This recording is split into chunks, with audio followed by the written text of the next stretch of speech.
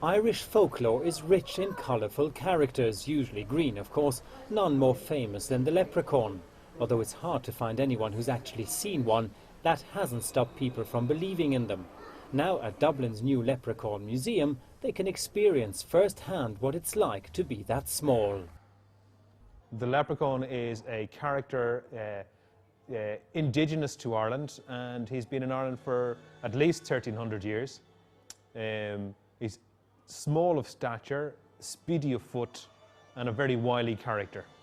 He does exist both in our imaginations and in our landscape. And what's interesting is that the only time that people see leprechauns is when they're trying to grab their gold. So I think I would be getting testy and feisty if someone tried to grab my gold. Every leprechaun owns a treasure he keeps at the end of a rainbow. Grab a leprechaun, follow the rainbow, and the gold is yours. Usually leprechauns cheat their captors out of the bounty, and the pot of gold remains out of reach, which, from the museum's point of view, is just as well, as this exhibit is real gold bullion, €250,000 worth.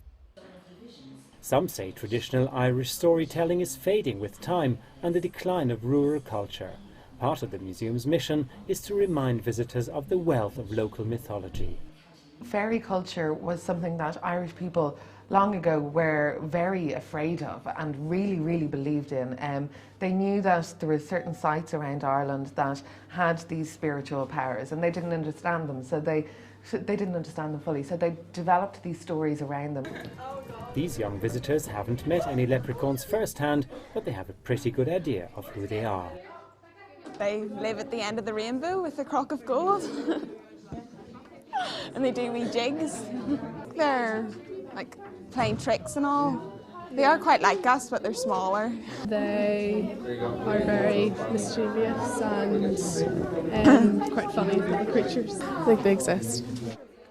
Ancient but ageless, and by the looks of it, still a source of fascination, even for Ireland's younger generations.